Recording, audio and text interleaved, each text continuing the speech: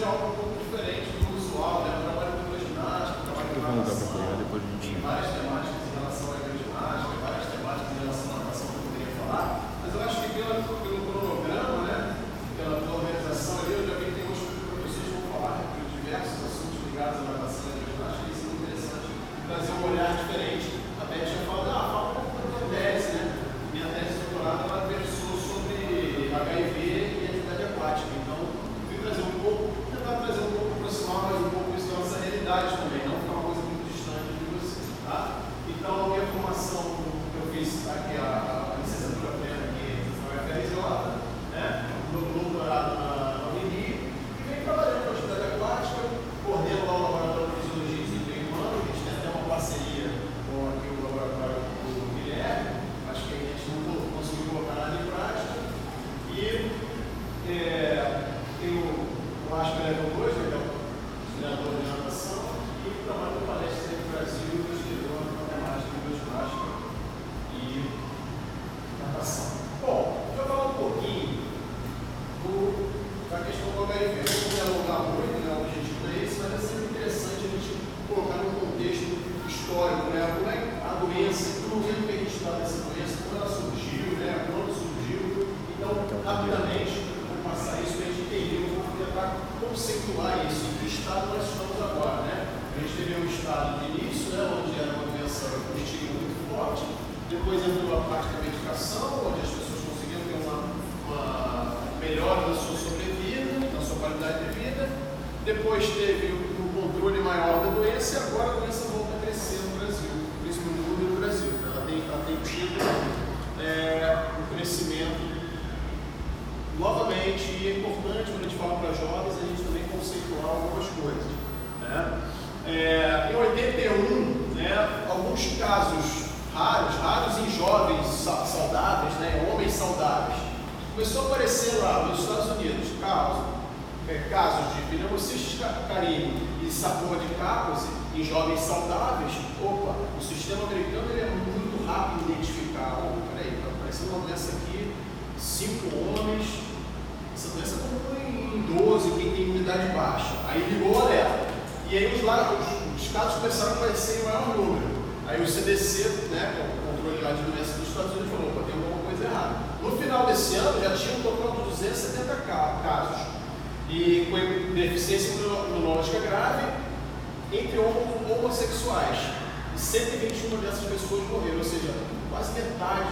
Então, a doença ela surgiu no primeiro momento em poucos casos, rapidamente isso evoluiu dentro do próprio ano para mais de 270 casos, metade morreu, e na pesquisa que eles fazem, a maioria eram homossexuais. Então, criou-se aquele estigma de que a doença era uma doença específica ou exclusivamente para homossexuais. Isso criou um estigma ruim, e esse estigma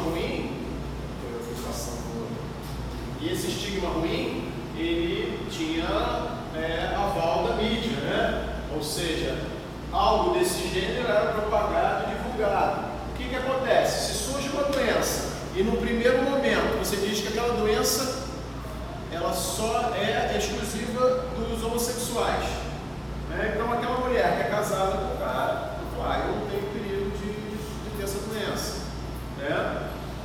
Então, transfusão de sangue não tinha problema nenhum, era uma doença exclusiva do quê? Dos homossexuais. O que acontece? Isso tem um problema muito grande, porque a história natural da doença foi alterada aí, você não combateu ela de imediato, né? Você entende? Ou seja, se é exclusivo ao grupo, o restante não tem perigo, justamente isso. Então, a terminologia, né? A primeira terminologia dessa doença foi o GRID, que era a imunodeficiência relatada em gays.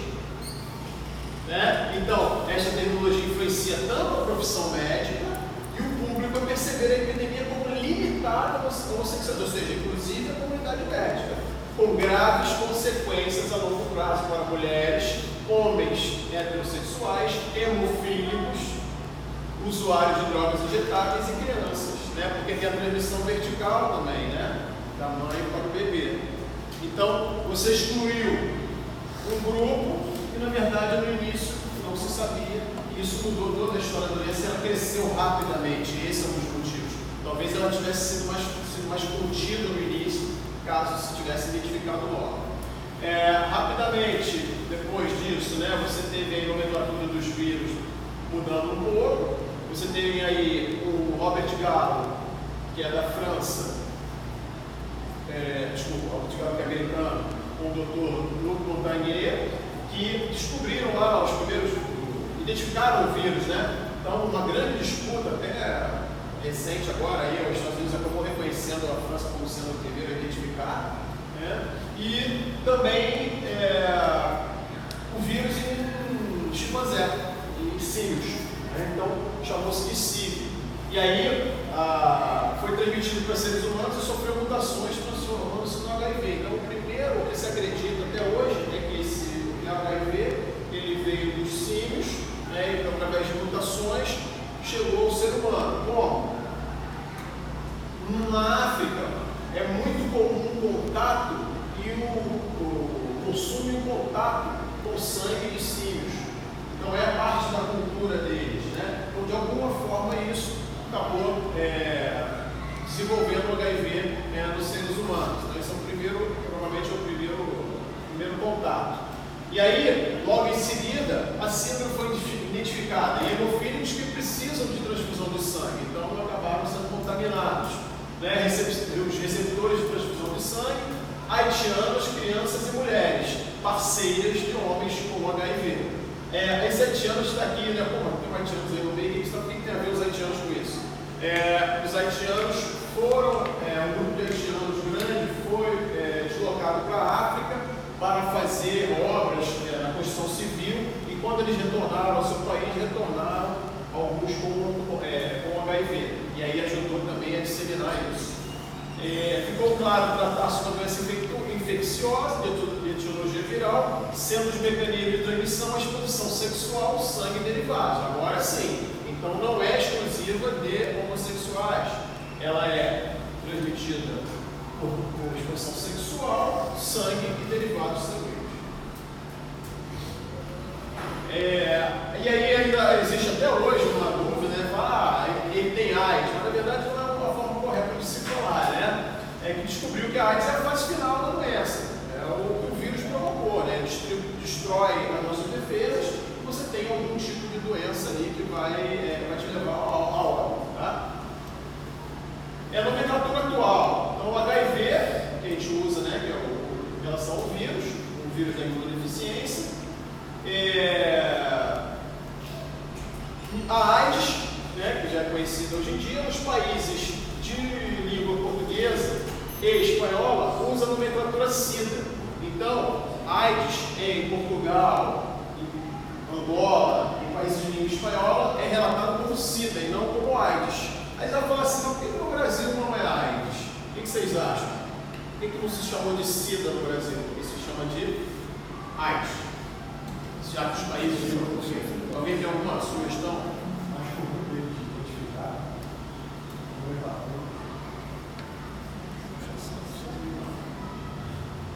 No Brasil, quando os países começaram a usar a nomenclatura SIDA, teve governamental, a SIDA bate com pessoas que se chamam Aparecida, que vão chamar de SIDA, e também pela padroeira ser Nossa Senhora de Aparecida. Então no Brasil não se utilizou, isso como a gente sabe, tá? Isso está no Atlas de AIDS, lá que foi escrito, lá do Sol da Unirio, das antigas. Pouquíssimas pessoas. Mas é curioso, né? Que você vai para Portugal, chama de SIDA, vai para Angola, chama de SIDA, para ir para lá, chama de SIDA. Aí chega no Brasil, é AIDS. Então no Brasil bate por isso, pela Nossa Senhora de Aparecida, ou o povo não criar aí o estigma de pessoas com o nome SIDA. Na verdade, Aparecida chama-se de SIDA. AIDS, ou no Brasil, pode ser escrito em letra minúscula, uma vez que na língua portuguesa virou um substantivo. Então chegou a virar um substantivo, né? Não só a sua, vamos dizer assim, abreviação, né?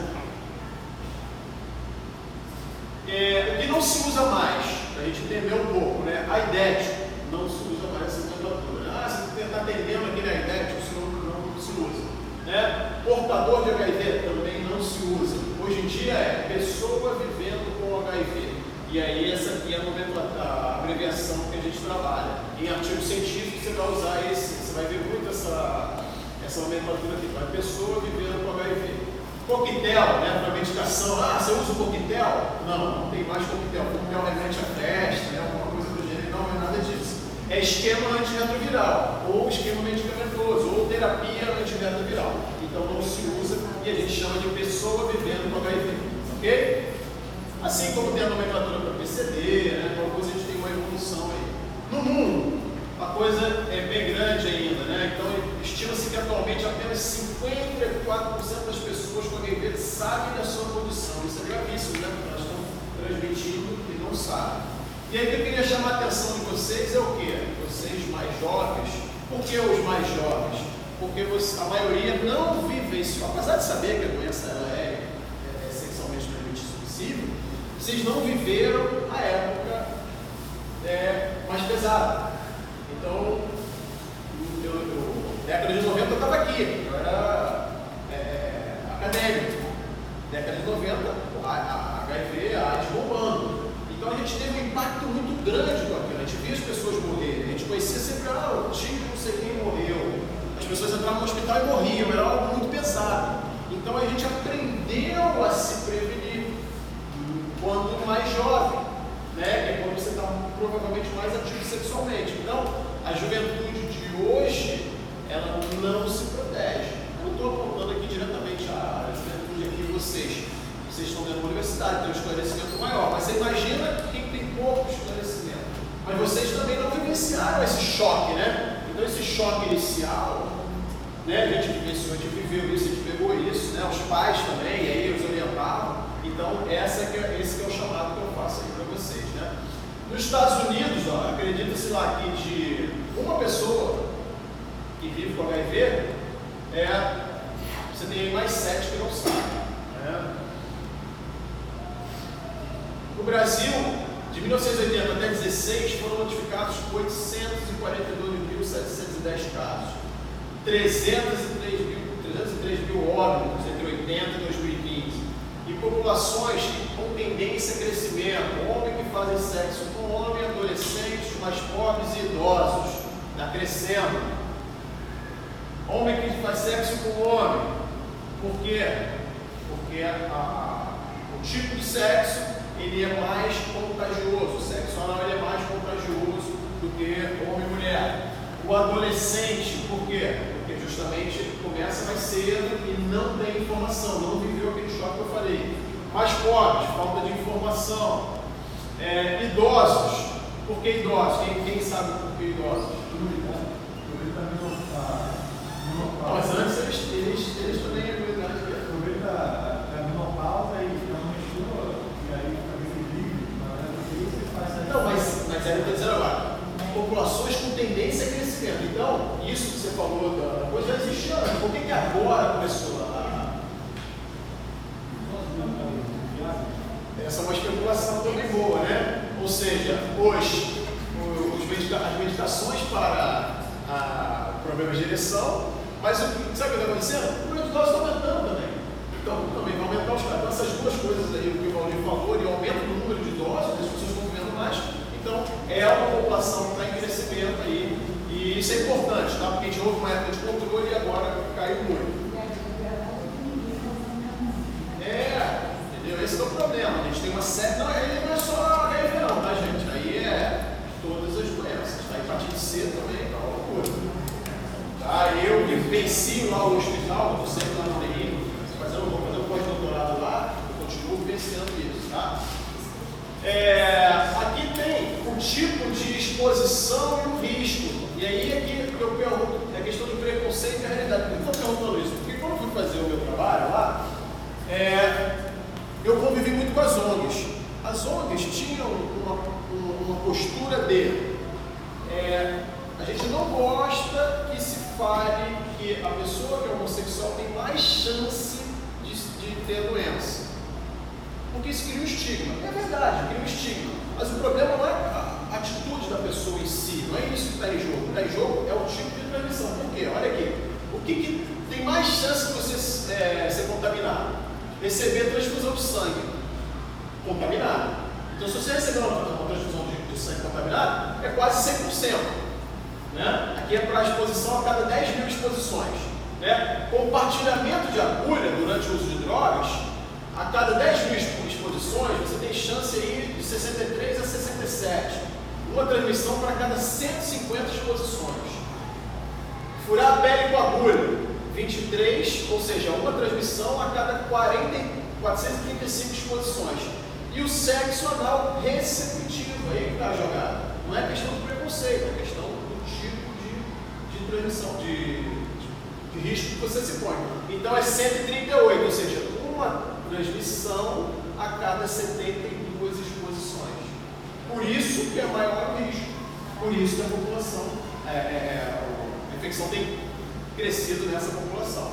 Tá certo? Aí depois vem a sexo anal insertivo, uma transmissão para cada 900 exposições. Aí depois vem os outros tipos de sexo chegando até o sexo oral receptivo de 0 a 4, que é praticamente nulo, e o risco muito baixo insertivo. Há um tempo atrás o risco era nulo aqui, mas eles fizeram uma revisão e colocaram que como isso não é 100% seguro.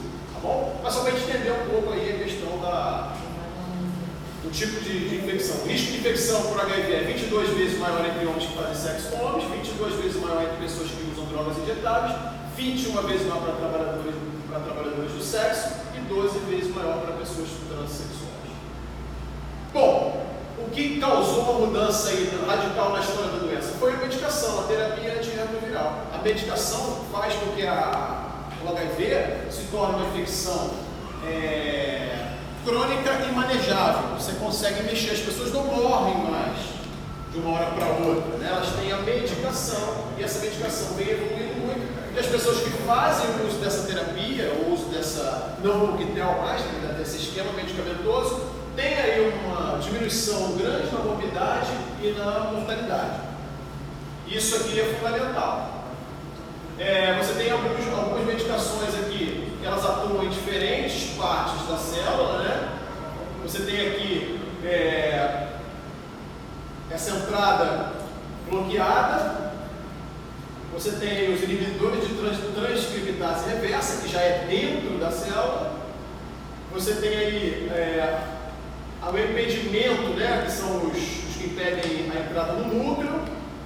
E vocês têm os que impedem a saída. Então você tem uma série de medicações que atuam em fases diferentes. E é esse esquema medicamentoso que faz com que você controle a doença. Certo? Visto isso, né, com o advento da máquina da terapia, a morbidade e a mortalidade diminuíram. E houve um aumento da expectativa de vida. Eu até botei portadores aqui, não é mais isso, tá? E então a doença passou a ser considerada uma doença crônica e manejável. Opa, então beleza. Agora estou vivendo mais, e aí o que acontece? Você tem aí os efeitos colaterais e adversos aparecendo. Por quê? A medicação, ela não é inócua em questão de efeito colateral. Toda medicação vai ter um efeito colateral. Ainda mais as que você usa de maneira crônica. E essa é uma medicação que você tem que tomar todos os dias. Você não pode furar o teu esquema. É para o resto da vida.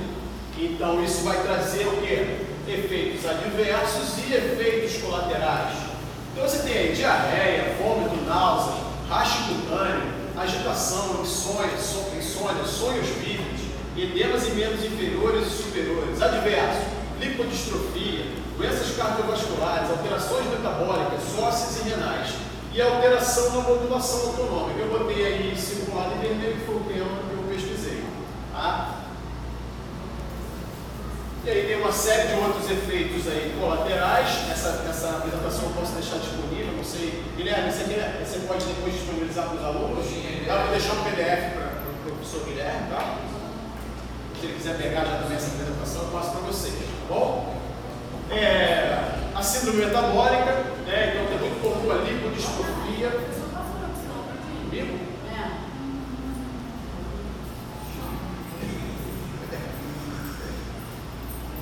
Já me acharam aqui? Não, estou devendo, né? Tirar essa aula algemada.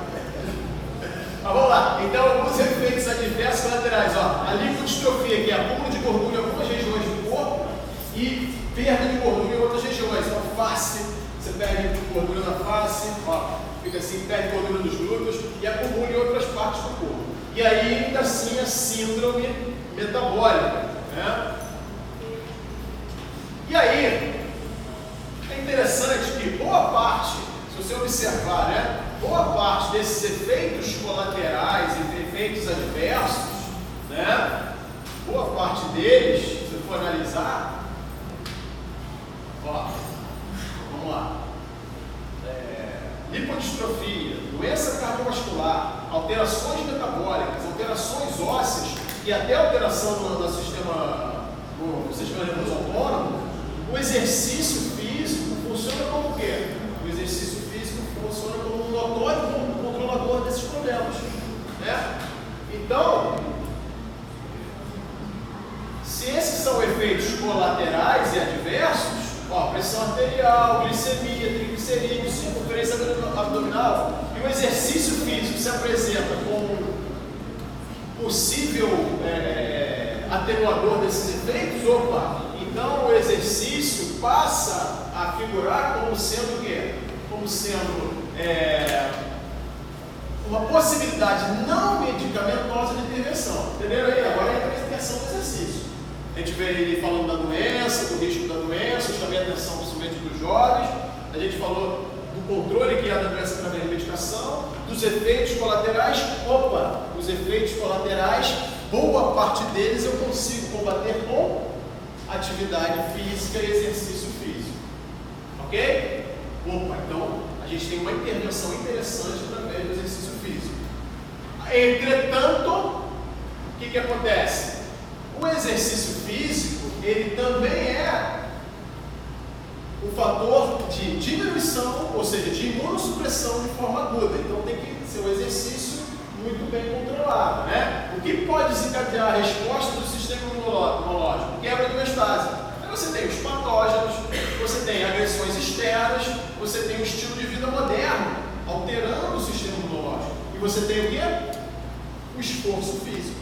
O esforço físico, ele, apesar de um efeito crônico ser positivo para a imunidade, ou seja, quem se exercita a longo prazo vai experimentar menos doenças, principalmente do trato superior, né? Isso já é bem conhecido na literatura. De forma aguda, o exercício é um estresse e, dependendo da maneira como ele é feito, ele pode predispor a mais doenças, certo? E aí vamos entender um pouco do exercício físico, tipos de exercício: força, flexibilidade.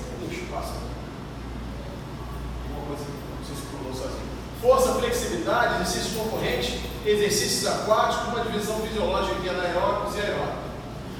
Isso aí vocês já sabem, né? Estão carecas de saber disso, né? E aí tem uma importância no exercício. Que tipo de exercício que eu vou fazer com as pessoas com baixa imunidade? Vou chegar na água, tá, gente? Você deve estar se perguntando assim: o que a natação tem a ver com isso? Né? Vamos chegar lá. Volume e intensidade. Então, quilometragem percorrida, quantidade de repetição, duração, quantidade de série, horas de treinos, quilagem utilizada, velocidade, ritmo, redução dos intervalos, amplitude. Então, você tem uma questão do equilíbrio de volume e intensidade importante para quê?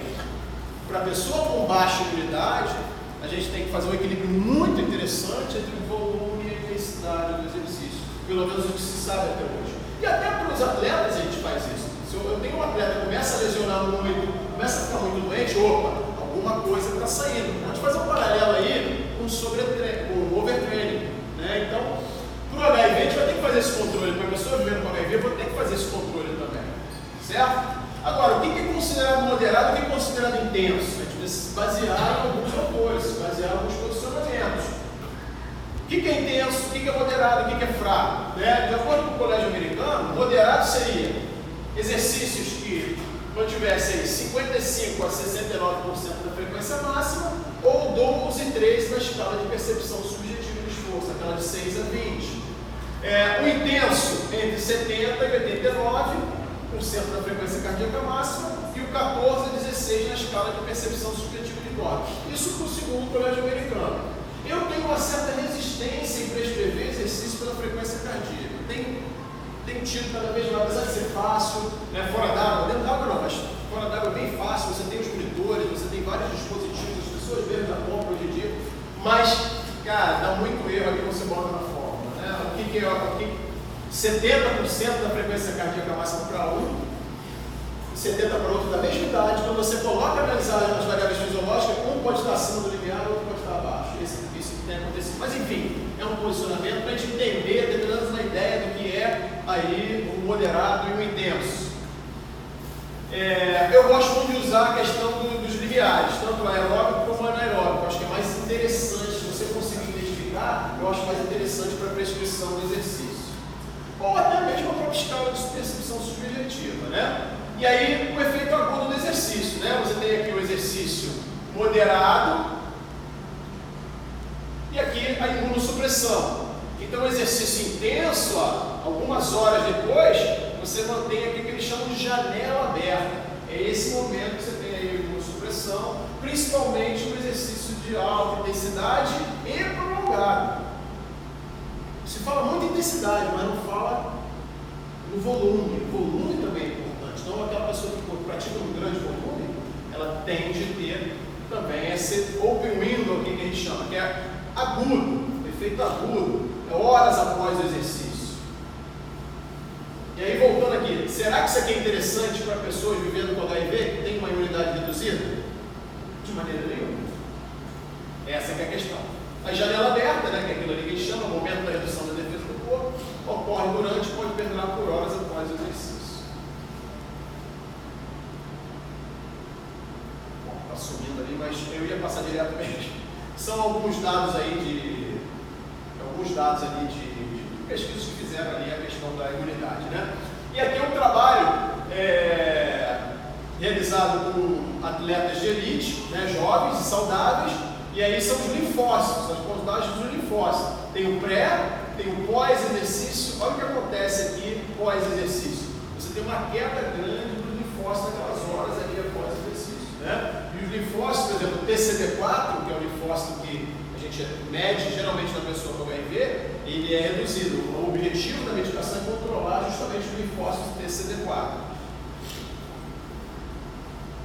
Cortisol, o aumento da contração durante a concentração durante o exercício pode inibir a sinalização de interleucinas pró-inflamatórias e, por conseguinte, inibir a liberação do interferon, que regula a função do linfócito TCD4, que é justamente o linfócito que a gente alvo do HIV. Esse aqui é conhecido, né, que é a curva em J, né, que é da intensidade, né, quanto mais intenso você tem maior risco de infecção do trato respiratório superior.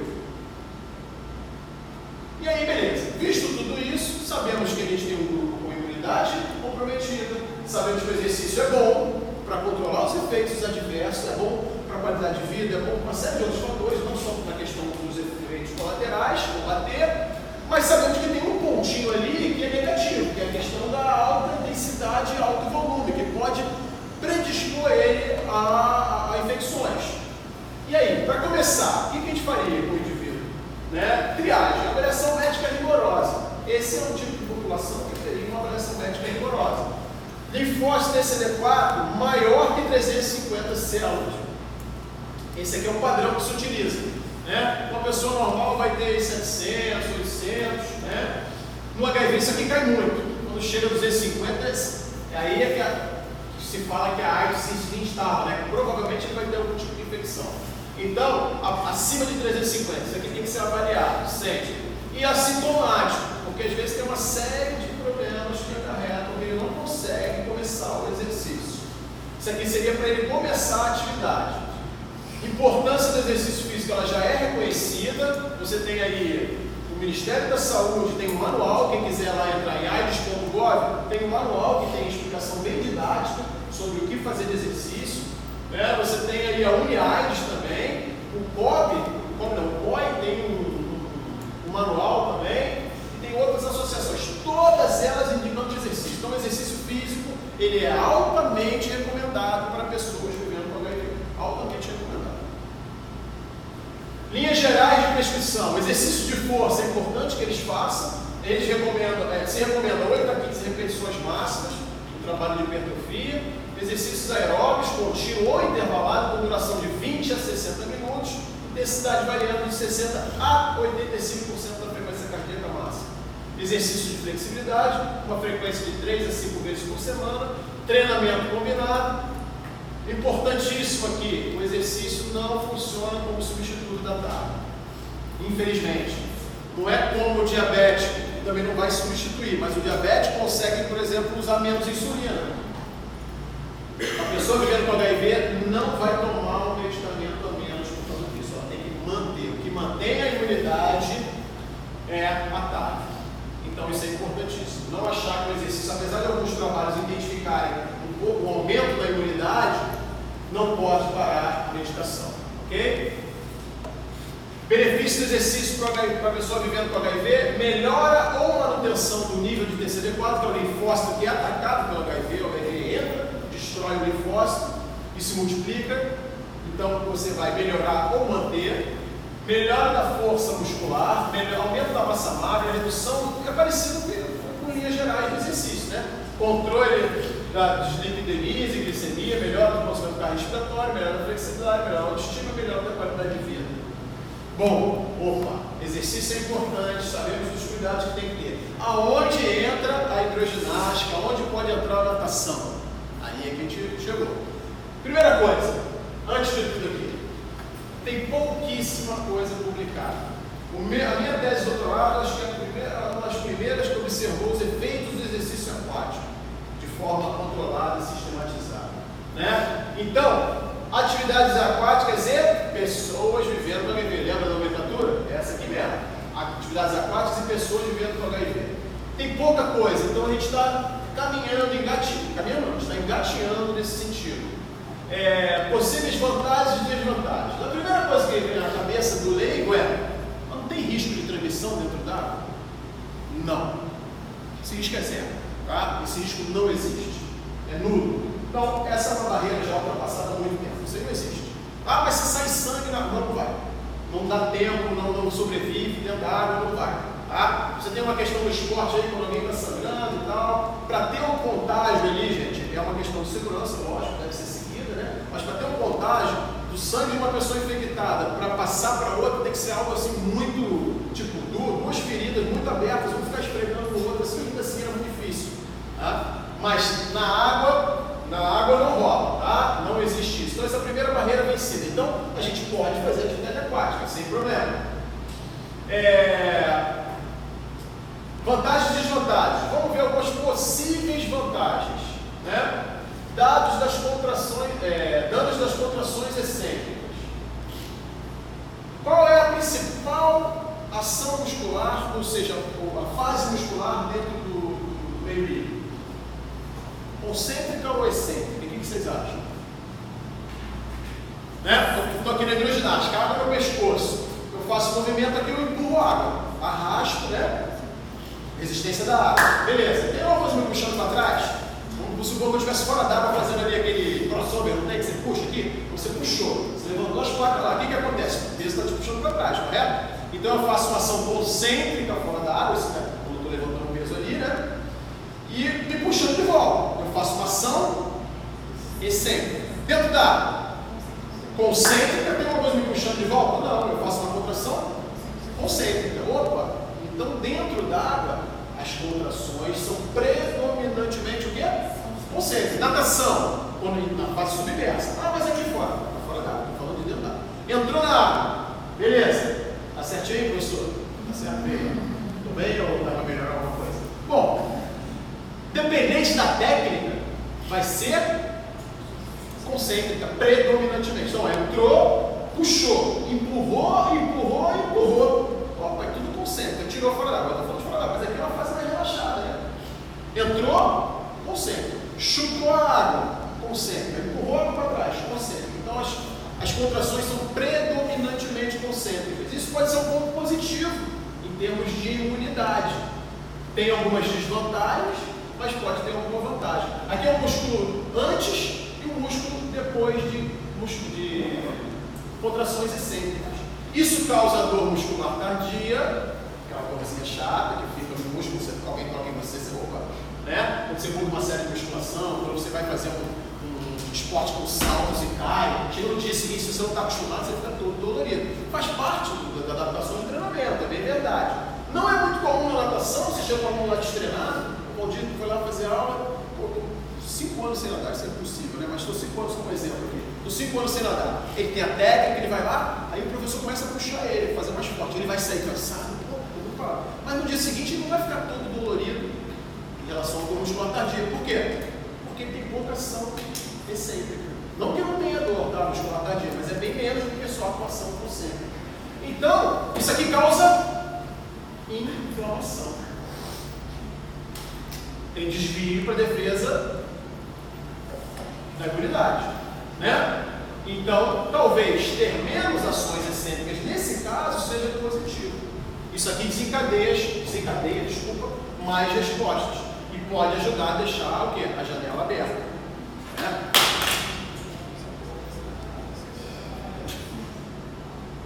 Não está passando mais. Mentira. Então essa é uma possibilidade, tá? Você ter mais ações concêntricas. Não é puramente concêntrico não, tá, gente? A gente tem ação excêntrica no equilíbrio também. Quando eu falo de hidroginástica, se eu saltar, eu estou fazendo ação excêntrica. Só que é menor do que se fosse fora d'água, né? Porque aqui, ó, todo efeito. Lá eu tenho um empuxo, então você vai ter uma ação excêntrica mais reduzida em relação ao mesmo movimento fora d'água, né?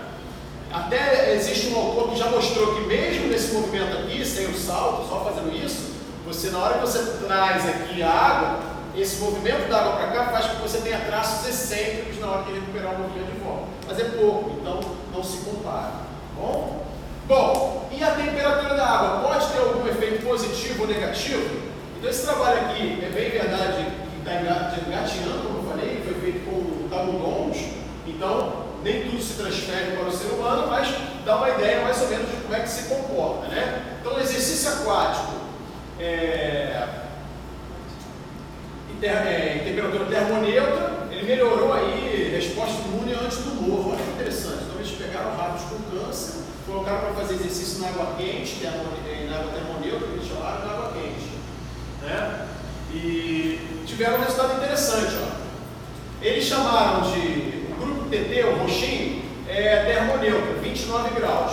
E o grupo temperatura próxima ao corpo, 36 graus, que é o BT, ok? Então, o TT, 29 graus, o verdinho mais claro é 36 graus.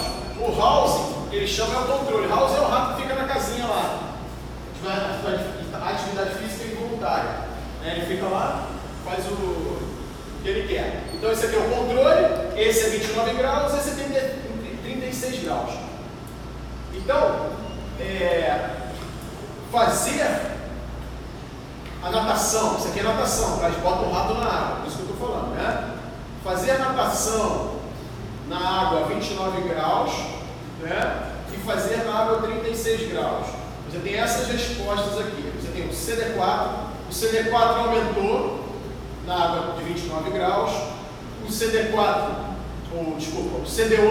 aumentou, interferon aumentou, células natural killers aumentou. Ou seja, fazer na temperatura termoneutra em ratos foi melhor do que fazer numa água superaquecida, vamos dizer assim, bem aquecida, né? Você fazer exercício com água na temperatura do corpo é péssimo, tá? Mas para a gente entender que, já que se fala em natação, já que se fala em hidro, a temperatura vai ser importantíssima no controle dela. Ninguém vai fazer aula 36, é bem verdade, mas é importante conhecer que a água muito quente pode fazer mal à imunidade. Certo? Isso em ratos. Já em 88, alguém já tinha pesquisado isso, tá? Mas aí em relação aos catecolaminos.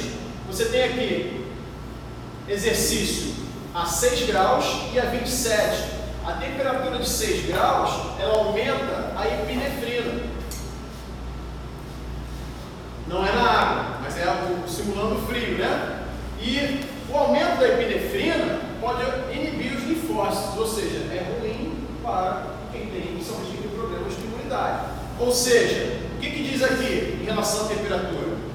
Para trabalhar com pessoas vivendo com HIV, eu preciso ter uma temperatura controlada, não muito fria e nem muito quente. Então, piscina sem aquecimento, no inverno, 20 graus, não é uma boa.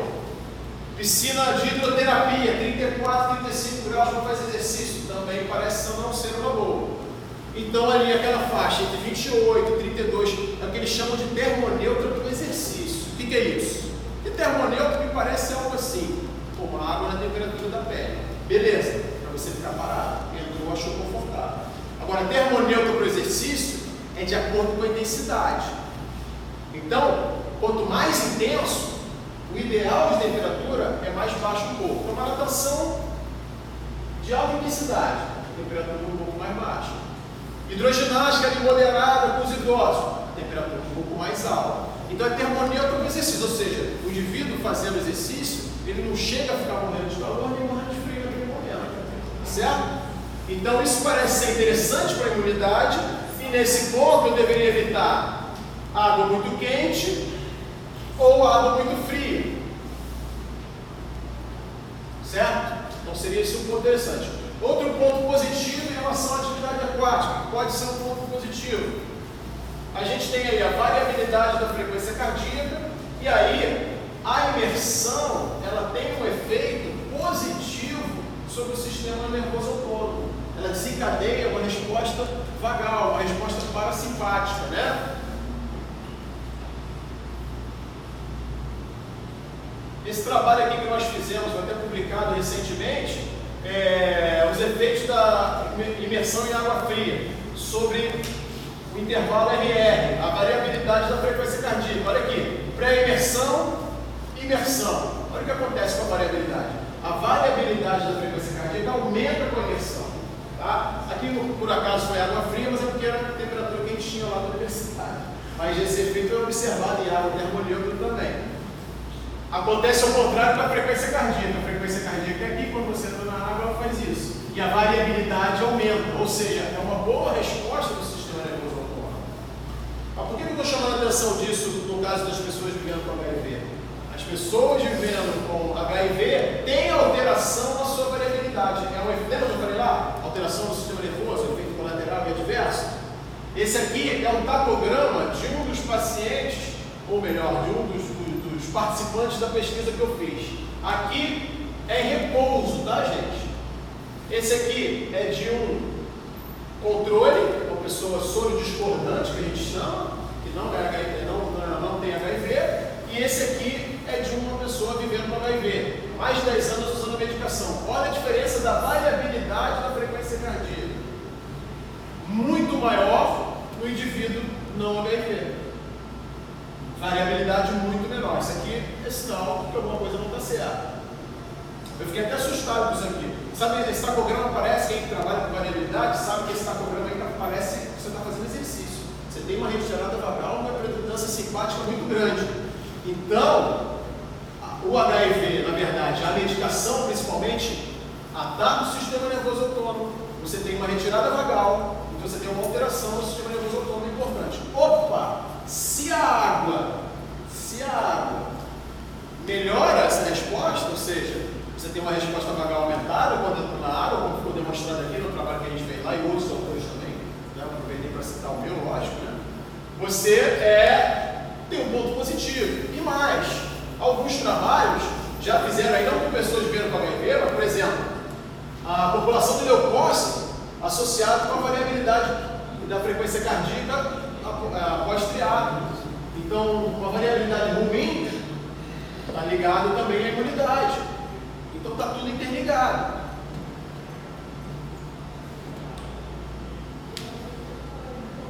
Hoje você tem ferramentas úteis e fáceis para fazer essa medição.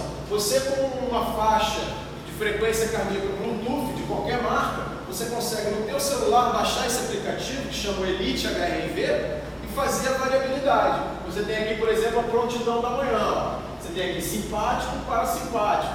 Então, tem horas do dia que você vai ter o parasimpático predominando ou o simpático. Isso aqui já foi validado, inclusive, para trabalhos científicos. Então, tem gente utilizando isso no trabalho científico. Quem a gente usava muito era o Polar RS800, mas agora com o HRV Elite, você tem ele validado para pesquisa. Então, você pode fazer isso com o seu aluno, né? Pode fazer com o seu atleta, sem ser HIV também, sem pessoa vivendo com HIV. Isso aqui é uma ferramenta que para o futuro eu tenho certeza que vai predominar. O bem-estar psicológico, aí eu chamo a bola para atividade aquática, né?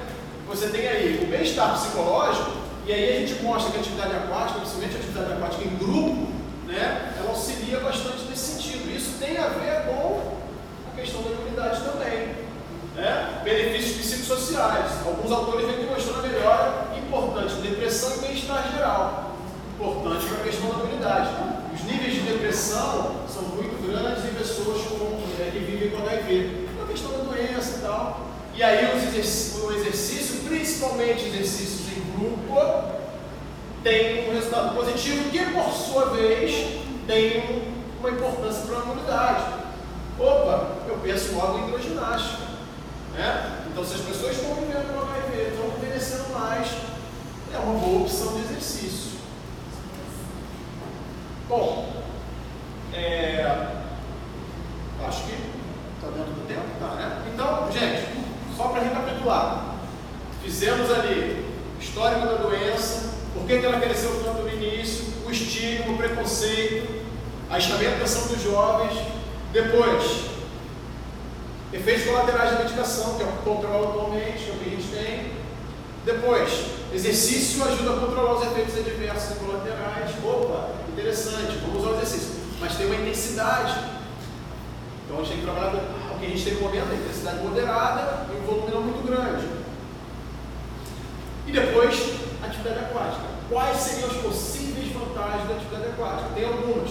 Infecção não é um risco mais, nunca foi, mas está bem estabelecido. A questão da temperatura tem que ser controlada, a questão da contração pode ser um ponto positivo, a questão da variabilidade da frequência cardíaca também, a questão do convívio social também. Então, a atividade aquática ela pode ser considerada como parte do tratamento não medicamentoso, assim como outras atividades.